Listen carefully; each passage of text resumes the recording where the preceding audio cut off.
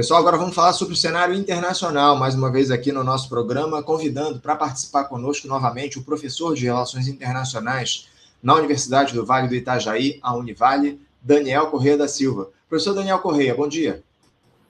Olá, Anderson, bom dia a você e bom dia a todos os espectadores aqui do Faixa Livre. Quero agradecer a tua presença aqui com a gente, viu, Daniel? Obrigado por você fazer esse papo conosco no programa para a gente destrinchar, falar um pouco sobre os temas da política internacional, quadro muito conturbado na política internacional ao longo desses últimos tempos. Eu queria começar esse nosso papo, Daniel, falando sobre esse tensionamento que surgiu ao longo dos últimos dias, desde a semana passada, eu diria, as principais potências militares do planeta, quando houve o fim daquele acordo, o tratado, o tal do Novo START, o tratado sobre o arsenal militar nuclear de Rússia e Estados Unidos. Os países tinham esse tratado que era um acordo que limitava a escalada nuclear herdada desde a Guerra Fria. Foi criado lá em 2010 esse tratado, o Novo START, e ele se encerrou na semana passada. Ele limitava, mais uma vez, o arsenal de Estados Unidos e Rússia a 1.550 ogivas nucleares estratégicas instaladas e a 700 lançadores de mísseis balísticos intercontinentais. Além desses limites numéricos, o acordo previa inspeções presenciais, troca regular de dados e mecanismos de verificação que buscavam garantir previsibilidade e também reduzir risco de erros de cálculo entre as duas maiores potências nucleares do planeta, que são responsáveis juntas por mais de 80% das ogivas existentes no mundo atualmente. Esse acordo foi prorrogado em 2021 e, no início do governo de Joe Biden, mas pelas suas próprias regras, não podia ser estendido novamente. Daniel, há muita preocupação por conta do fim dessa última barreira que havia para que Rússia e Estados Unidos ampliassem o seu arsenal nuclear. Eu queria que você nos dissesse até que ponto essa extinção do Novo START deve acender um sinal de alerta em um mundo cada vez mais imprevisível. Como é que você vê, dentro dessa lógica nuclear, o fim desse acordo entre Rússia e Estados Unidos? Bom, Anderson, eu diria que o fim desse acordo nuclear, ele, em primeiro lugar, precisa ser registrado como o fim de uma barreira formal, né? Como você bem pontuou, num ambiente das relações internacionais e, sobretudo, tendo o sistema capitalista como modo de produção que rege boa parte das relações entre os países, a existência da barreira formal por si só, ela acaba sendo muito frágil para evitar objetivamente que os países ultrapassem essas barreiras e possam cometer eventualmente qualquer tipo de superação desses limites que foram impostos. Porém, não se pode deixar de registrar que o fim da barreira, ainda que formal, é bastante representativo e eu diria bastante ilustrativo do tempo em que nós vivemos. Me parece importante demarcar, Anderson, que o tempo em que nós vivemos é o tempo de uma nova situação mundial que se abriu. Nós estamos diante de uma nova situação mundial. E uma nova situação é uma situação que abre inúmeras possibilidades, tanto do ponto de vista conservador, reacionário, contra-revolucionário, como nós estamos vendo em várias partes do mundo, mas também abre-se uma situação mundial que permite a consagração de eventos efetivamente revolucionários e subversivos. Eu entendo que é importante colocar isso sobre as bases do início da nossa discussão, para que não se entenda como um absoluto cataclisma o fim desse acordo nuclear, como se fosse a sinalização máxima do fim dos tempos, onde não há nenhuma perspectiva de mudança do ponto de vista positivo para aqueles que lutam, para aqueles que vivem de salários, para aqueles que buscam se organizar cotidianamente para subverter a lógica que comanda as relações econômicas, políticas e sociais que nós temos atualmente. Essa nova situação mundial, Anderson, eu diria, ela representa, entre outras coisas, algo que nós temos discutido aqui, que é o fim de uma ordem multilateral estabelecida pós-45, mas eu queria agregar um elemento a mais antes de lhe devolver a palavra, Anderson, que é o seguinte.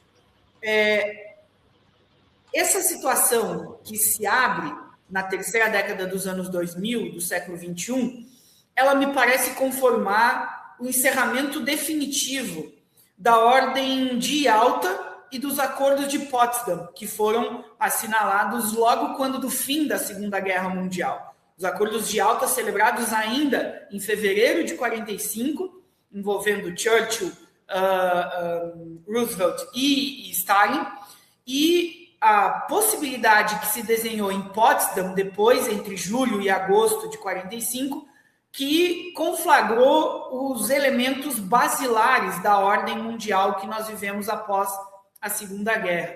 E entre esses elementos basilares estavam não só elementos muito fortes do ponto de vista do multilateralismo como regente das relações internacionais como um todo, mas também as tréguas militares que se posicionaram desde então. Porque o New START, apesar de ter sido celebrado em 2010, ele, na verdade, faz parte de uma sequência de renovações de acordos nucleares que sempre existiram, de alguma maneira, desde 1945. E o vácuo, a lacuna que é aberta pelo fim desse acordo e a impossibilidade de continuação dele, demarca, na minha avaliação, o fim também das tréguas do ponto de vista militar. Isso é muito impactante para o ambiente internacional, para a política internacional como um todo. E vale registrar que, desde o início do segundo mandato de Donald Trump, ele já retirou os Estados Unidos de pelo menos 30 organismos que estão representados na Organização das Nações Unidas. Isso não é qualquer coisa também, porque a Organização das Nações Unidas está sob a iminência de perder absolutamente toda a sua efetividade pela mais absoluta inação, a incapacidade simplesmente de se reproduzir como organismo internacional. Não é só um desgaste do ponto de vista moral, não é só um desgaste do ponto de vista político, não é só um atropelo das decisões que poderiam ser eventualmente tomadas dentro da ONU. A ONU está tendo cortes de energia em suas instalações por falta de pagamento. A ONU está dispensando funcionários sistematicamente. Então, pessoas que vinham de longa data já fazendo carreira nas Nações Unidas têm saído da organização. Então, tem um esfacelamento desse sistema multilateral que regeu as relações da política internacional desde 45 e me parece ser uma bala de prata o fim dessa ordem de um acordo militar a partir do encerramento do acordo New START, em que as duas principais potências nucleares do planeta não têm mais nenhum compromisso formal entre si e muito menos com terceiras partes para ampliar ainda mais o seu alcance do ponto de vista militar, Augusto. É isso. É curioso, Daniel, porque você citou a ONU e os Estados Unidos pediram justamente nas Nações Unidas, em relação a esse acordo, a construção, em relação ao Novo START, a construção de um novo acordo nuclear que envolva também a China, além da Rússia. Esse pedido, no entanto, foi rebatido pelos países. Os chineses negaram e os russos pediram a inclusão de aliados dos Estados Unidos também nesse acordo. Os Estados Unidos têm muita preocupação, né, Daniel, com o arsenal nuclear chinês. Se acredita na construção de um novo acordo que envolva também a China, a Rússia, outros atores deveriam ser incluídos em um eventual acordo nuclear? Como é que você vê essa tentativa dos Estados Unidos de colocar a China num acordo nuclear lá na ONU? Bom, me parece haver dois aspectos a serem analisados nessa condição, Anderson. Em primeiro lugar, a chamada dos Estados Unidos para que o acordo envolva também os chineses, ela deriva de uma preocupação real dos Estados Unidos, uma possibilidade da escalada militar chinesa, mas ela também deriva de uma própria corrida militar que os Estados Unidos têm impetrado ao redor de todo o planeta. Para além das suas 700 bases militares, mais de 700 bases militares espalhadas por todo o globo, os Estados Unidos têm aumentado sistematicamente os seus orçamentos militares, passando de uma média anual que era de 700 a 730 bilhões de dólares desde 2015, para um patamar em que, em 2026, atingirá 900 bilhões de dólares, e se prevê para que, a partir de 2031, ou seja, a partir da quarta década do século XXI, esse orçamento militar possa chegar a 1,5 trilhão de dólares. Ou seja, não só superando a casa do trilhão, como também dobrando os patamares, os indicadores que existiam há pouco mais de 10 anos. Então, os Estados Unidos estão numa corrida militar gigantesca, que se apresenta como a única forma dos Estados Unidos atualmente lidarem com a profunda crise do sistema capitalista, como ela se manifesta na atualidade, e, ao mesmo tempo, a Europa também emerge para esse tipo de corrida militar.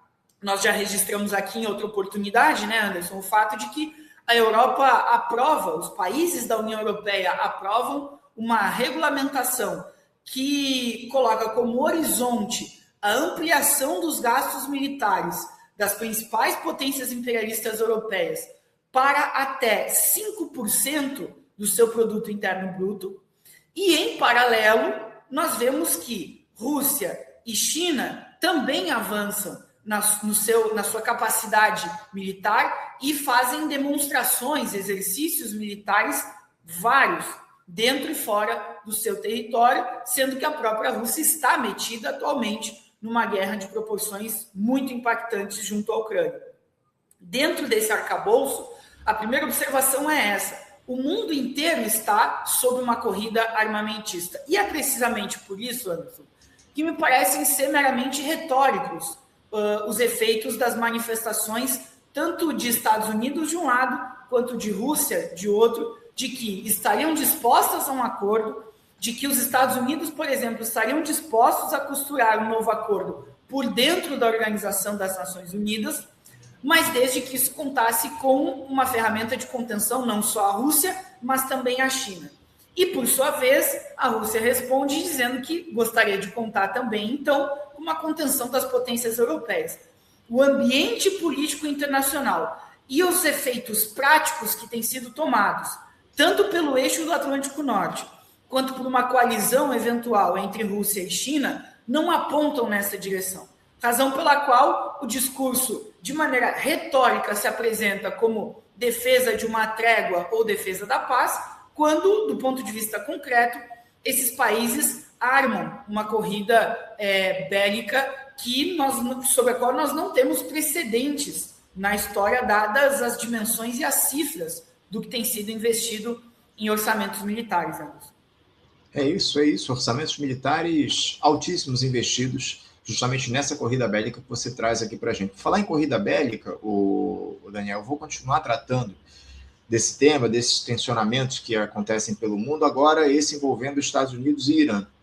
O presidente dos Estados Unidos, o Donald Trump, disse na última terça-feira, em Omã, que ele pode enviar mais um porta-aviões ao Oriente Médio e adotar uma medida muito dura contra o Irã, caso as negociações com o Teherã fracassem. Negociações que discutem o programa nuclear iraniano. Os dois países estiveram reunidos, inclusive, lá em Omã, tratando desse tema. O governo estadunidense quer que Teherã limite ou suspenda o enriquecimento de urânio. O Irã já sinalizou que pode, de alguma forma, reduzir esse enriquecimento ou paralisar caso os Estados Unidos derrubem determinadas sanções que foram aplicadas contra o país, enfim. Você vê espaço, Daniel, para uma solução desse impasse? Os países vão chegar a um acordo dos Estados Unidos e Irã? Ainda estamos aí em fase de guerra de retóricas, ou a gente pode ter, de fato, um ataque dos Estados Unidos ao Irã? Como é que você avalia todo esse imbróglio que está colocado, mais uma vez, lá no Oriente Médio? Bom, Anderson, antecipando aqui de maneira mais direta a resposta, eu entendo que segue sendo uma guerra de retóricas e que é muito difícil que Estados Unidos e Irã consigam celebrar um acordo para estabilizar esse programa nuclear iraniano. E vale registrar, né, diante disso, que nunca me parece demais fazer a menção ao fato de que Donald Trump segue sendo um sujeito que fala mais do que efetivamente faz ou realiza. Ao mesmo tempo, é um segundo mandato que faz muito mais do que fala se comparado com o primeiro. Mas ainda existe uma distância significativa entre aquilo que é dito e aquilo que efetivamente ocorre. Por que eu estou falando isso, Anderson? Porque, a rigor, os Estados Unidos não precisariam estar preocupados com o programa nuclear iraniano, visto que ele foi destruído no segundo semestre do ano passado, segundo o próprio presidente Donald Trump, mediante os ataques que foram realizados às bases do programa nuclear iraniano. E se isso fosse efetivamente verdadeiro, os Estados Unidos não deveriam se preocupar em fazer uma negociação atualmente. Ou seja, fica provado por A mais B que o programa nuclear iraniano não foi absolutamente destruído no ano passado. Ponto 1, para começar a discussão. Ponto 2 é que, para além da corrida armamentista que nós registramos aqui de parte a parte, existe um problema dentro do próprio Irã. A crise política iraniana, deflagrada desde o segundo semestre também do ano passado, e cada vez mais acentuada no início desse ano, contou com fortíssimas mobilizações populares, num país, Anderson, em que, em dezembro de 2025, a inflação bateu patamares recordes, com uma desvalorização absoluta do real, a moeda iraniana, e uma inflação que passou dos 40% em apenas um mês. Os preços dos alimentos em um ano no Irã, de 2024 a 2025, subiram 72%.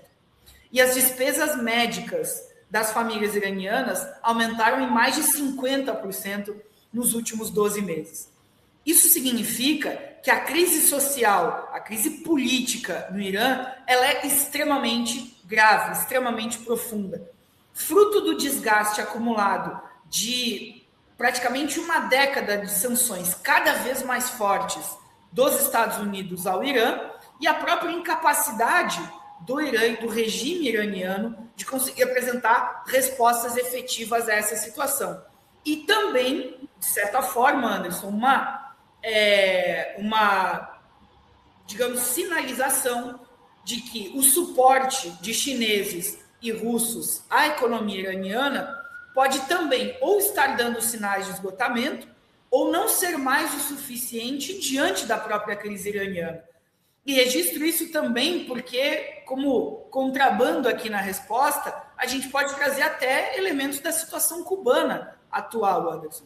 Porque se, de um lado, o governo cubano declara que não tem mais combustível para lidar com todas as obrigações dentro da ilha e que o racionamento, o desabastecimento vai seguir cada vez mais severo no seu território, nós vimos uma parca e muito tímida declaração dos chineses sobre uma intenção de talvez enviar remessas de petróleo a Cuba para que a situação lá não colapse.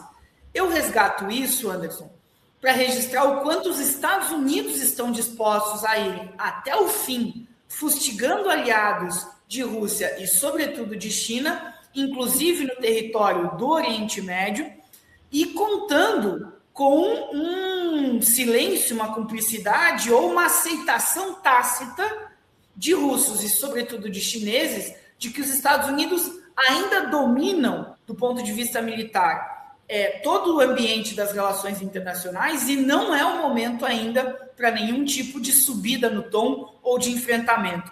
Em suma, Anderson, os Estados Unidos parecem pagar para ver que tipo de suporte chineses ou russos dariam aos seus eventuais aliados, e isso passa a ter um capítulo cada vez mais decisivo precisamente nessa questão do Irã.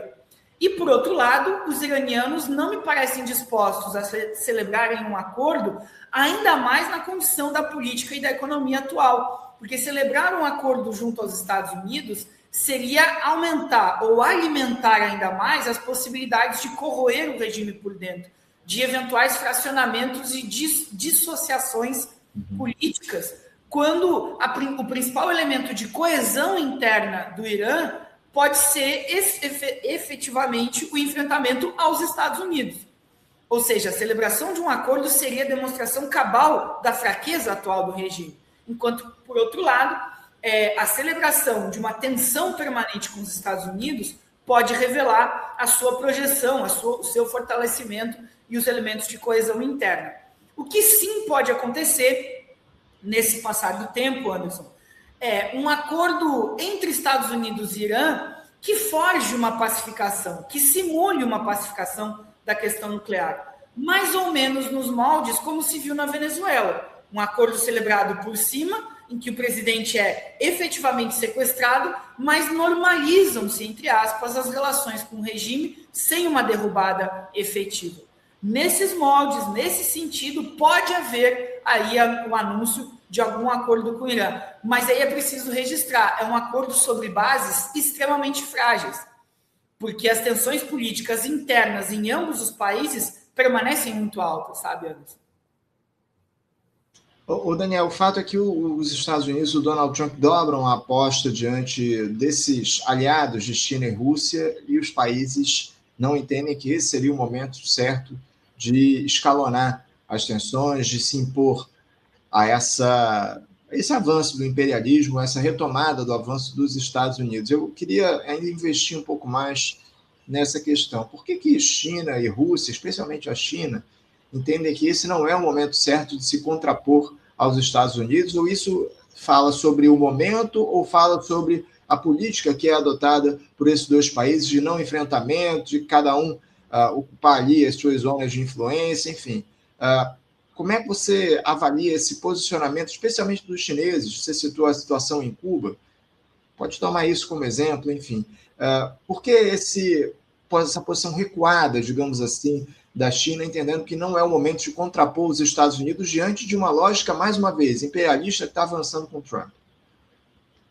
Bem, Anderson, os mais sinófilos, aqueles muito apaixonados efetivamente pelo que acontece na política e na economia chinesa, eles provavelmente tenderiam a dizer que isso faz parte de uma estratégia da China, que os chineses pensam a longo e longuíssimo prazo, e que não vale a pena comprar nenhum tipo de desgaste agora com os Estados Unidos, quase como se isso fizesse parte dessa sabedoria milenar intrínseca aos chineses de que possuem a serenidade de quem iria naturalmente superar os Estados Unidos no futuro. Não é essa a minha posição, não me parece ser esse o caso diante das evidências que a gente tem, Anderson. Me parece ser muito mais uma demonstração de que os Estados Unidos ainda são a principal potência imperialista do planeta e, enquanto tal, não vacilam de maneira alguma em expandir os seus tentáculos, seja do ponto de vista econômico e social mais sofisticado nas vertentes do imperialismo, seja do ponto de vista bélico, da maneira mais explícita do controle e da dominação imperialista diante do ambiente internacional. E essa me parece muito mais uma demonstração da impotência ainda chinesa de bater de frente com os Estados Unidos diante da projeção e da dominação estadunidense, do que uma super estratégia combinada entre chineses, entendendo uma coalizão com os russos e sabendo de que a verdade aparecerá, o tempo dirá quem tem razão e que a China, de fato, vai dominar o cenário do ambiente internacional no futuro. E coloco isso diante de uma avaliação em que o meu corte metodológico e analítico, Anderson, não é o corte especificamente dos países dentro de um ambiente geopolítico internacional, e sim um corte da leitura do marxismo, da leitura do pensamento crítico e da interpretação de uma sociedade que é cindida em classes sociais e que na disputa entre a burguesia e o proletariado, o capitalismo emerge e se apresenta nas relações internacionais na sua fração imperialista.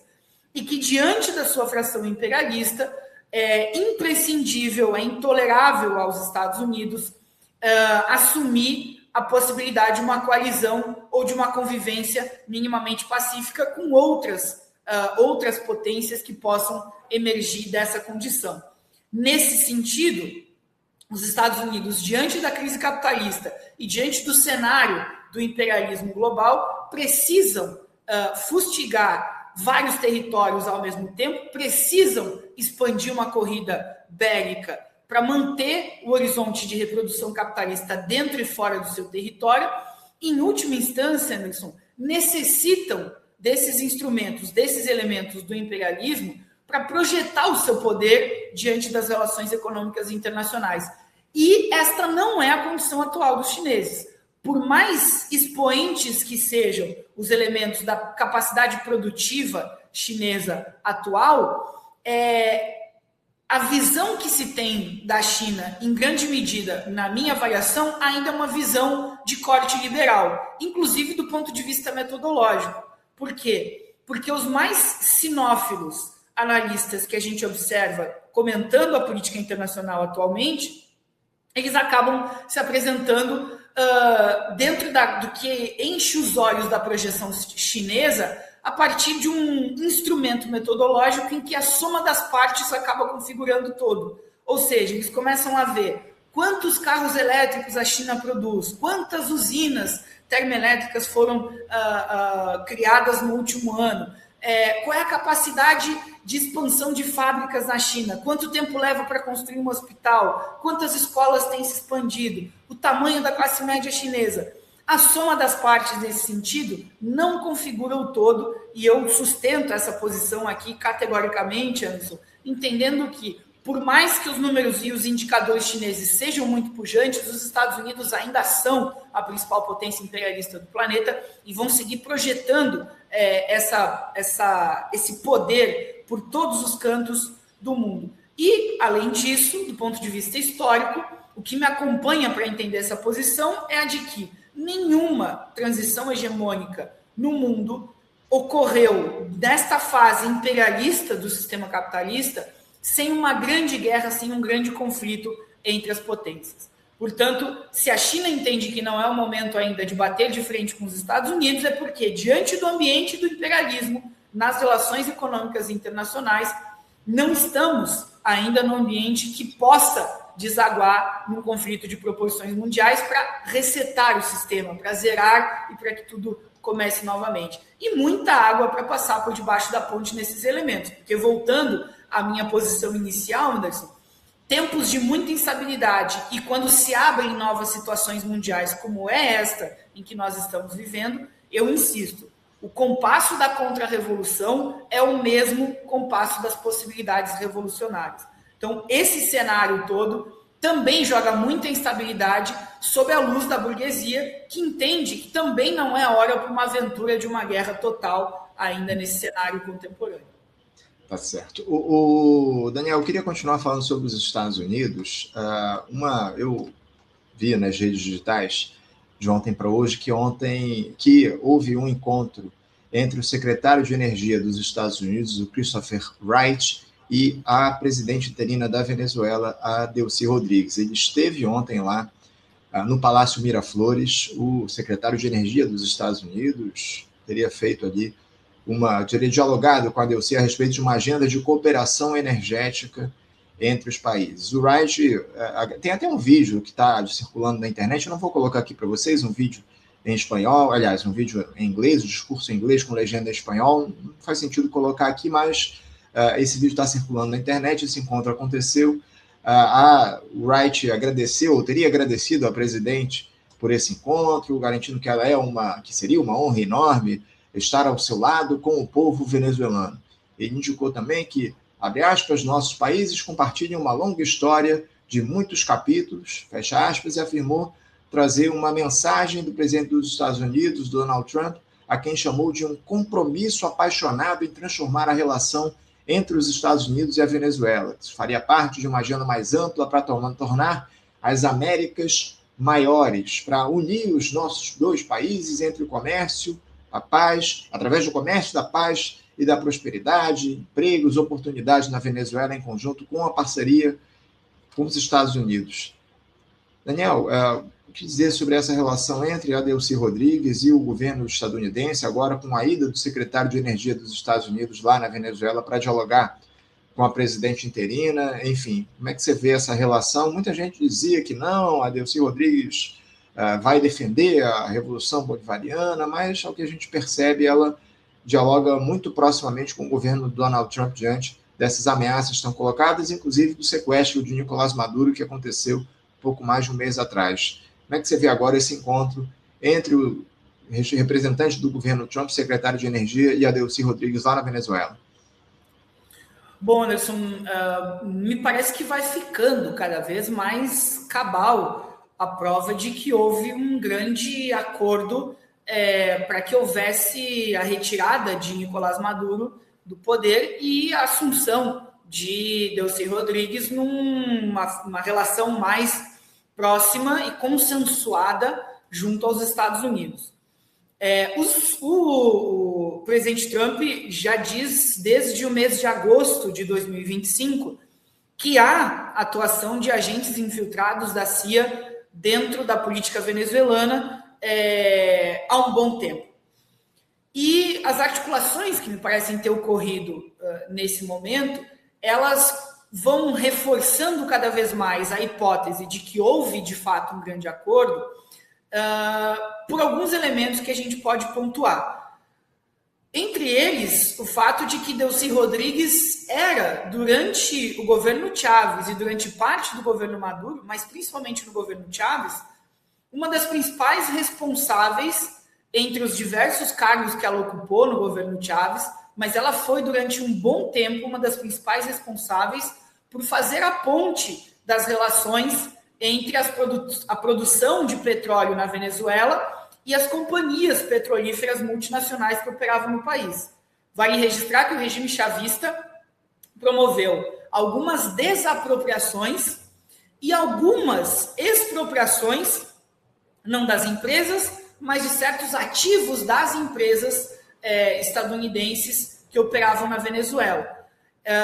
Diante desse cenário, esse processo sempre manteve Adelcy Rodrigues com canais abertos de diálogo frente a essas discussões junto às grandes petrolíferas mundiais.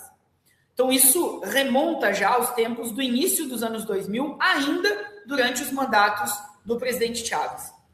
Esse legado vai se projetando. Adelcy Rodrigues também foi ministra de Relações Exteriores, foi presidente da Assembleia Nacional Constituinte, conduziu o processo da criação da Assembleia Paralela, quando, em 2015, o regime bolivariano perdeu maioria na Câmara dos Deputados dentro da Venezuela, lembrando que a Venezuela só tem um poder legislativo unicameral, então não havia nenhuma possibilidade de manter a posição do governo diante de um legislativo conflituoso, em eleições que foram também contestadas e tudo mais. E Adelcy Rodrigues sempre ocupou esse posto de destaque durante todo o processo, toda a trajetória da Revolução Bolivariana. E o que me apresenta como mais cabal e mais determinante para esse processo vem do fato da aprovação da última Lei Geral de Hidrocarbonetos. A lei que foi aprovada no final de janeiro, ela devolve a Venezuela para patamares, Anderson, pré-chavistas. Quando se mexe no repasse de royalties do petróleo para o governo venezuelano por parte das operadoras petrolíferas estrangeiras, nós retornamos a patamares que vão de 12% a 18%, em alguns casos especiais a 25% de pagamento de royalties. Esses são patamares que vigoraram durante os anos 80 e 90, quando a Venezuela viveu sucessivas crises sociais que desaguaram, inclusive, no próprio regime chavista. E o regime chavista não decolou na Venezuela enquanto não mexeu na Lei Geral de Hidrocarbonetos, razão pela qual, assim que Chávez assume o governo, ele propõe uma Assembleia Geral Constituinte para que seja alterada a Constituição venezuelana. Então, o retrocesso representado pela nova Lei Geral de Hidrocarbonetos do último dia 30 ou 31 de janeiro, ele não é absolutamente nada trivial. Ele devolve a Venezuela para patamares pré-chavistas das negociações. E não só esse movimento vai jogando água no moinho da suspeita cada vez mais forte de que Adelcy Rodrigues fez parte de uma conspiração contra Nicolás Maduro, ou que participou minimamente de um processo em que Maduro e Cilia Flores são sequestrados, e aí vale também registrar o potencial político de Cilia Flores. Ela foi promotora de justiça na Venezuela, ela foi procuradora-geral da Venezuela, ela tem uma ligação também muito forte com o chavismo. Ela não era apenas esposa de Nicolás Maduro, ela também era uma agente política importante na Venezuela. E, portanto, o ato de demover essas duas figuras políticas da Venezuela, uma repactuação que, inclusive, me parece tão certamente ajustada e tão bem azeitada entre a cúpula do governo chavista e o governo Donald Trump, que o próprio Trump se sentiu muito confortável, muito autorizado em dispensar completamente a oposição mais clássica da Venezuela e mais reacionária, composta por Maria Corina Machado e tutti quanti, né? Toda a horda ali de reacionários venezuelanos opositores ao chavismo. Então, esses elementos, eles vão tornando cada vez mais difícil sustentar que o governo da Venezuela resiste, que está com o povo, que o chavismo continua e que a Revolução Bolivariana vai seguir renovada agora diante de um período especial ou diferente. Nada me parece apontar nessa direção, infelizmente, né, Anderson?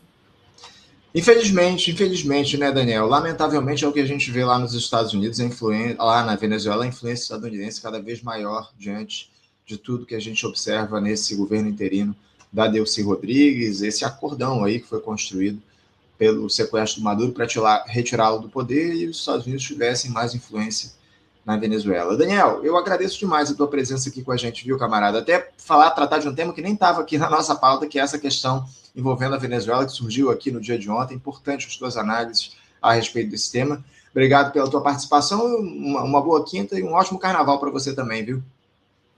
Obrigado, Anderson. E uma última nota, né, sobre essa questão da Venezuela, porque, dada essa nota pessoal do infelizmente isso acontecendo, também me parece ser uma degeneração do regime venezuelano na sua feição, que eu acho que é a mais trágica que pode acontecer para uma classe trabalhadora, porque é esse processo de putrefação, de apodrecimento por dentro, que bloqueia também a superação dessa etapa por parte da própria classe trabalhadora venezuelana, porque ela fica anestesiada e confusa diante de um discurso de um governo que ainda vai alimentar as expectativas da Revolução Bolivariana, quando na prática todas as suas ações vão indo na direção oposta. Essa é a forma mais melancólica que um processo revolucionário pode ruir, e isso nos faz lamentar ainda mais a situação venezuelana. Então, mais uma vez agradeço e desejo aí a você também, aos espectadores do Faixa Livre, um excelente carnaval e até a próxima, que nós possamos nos encontrar. Obrigado, Daniel. Um grande abraço. Até a próxima. Conversamos aqui com Daniel Corrêa da Silva, ele que é professor de Relações Internacionais na Universidade do Vale do Itajaí, a Univale, tratando aí de Estados Unidos, de Venezuela, de Irã, enfim, um acordo nuclear, Rússia com os Estados Unidos. O Trump sempre como o protagonista dos nossos assuntos aqui da pauta internacional. Mas o Daniel é sempre um ótimo comentarista, traz aqui as análises muito amplas a respeito do tema.